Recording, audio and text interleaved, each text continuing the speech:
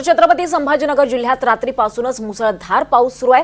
वैजापूर तालुक्यात पावसाचा अक्षरशः हाहाकार पाहायला मिळतोय। वैजापूर तालुक्यातील भिवगाव गावामध्ये अतिवृष्टी सदृश्य पाऊस झाला आणि त्यामुळे नद्यांना पूर आला। या पुरामध्ये अडकलेल्या 27 नागरिकांना वाचवण्यात यश आलंय। अग्निशमनच्या जवानांनी आपल्या प्राणांची बाजी लावून नागरिकांना पुरातून बाहेर काढलंय।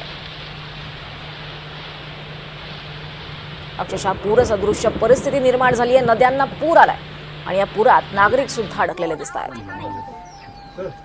संभाजीनगरमध्ये मुसळधार पावसाचा हाहाकार पाहायला मिळतोय। वाळूज महानगरात अनेक सोसायट्यांमध्ये पाणी शिरलेलं आहे। दुचाकी चारचाकी वाहनांचं मोठं नुकसान झालंय।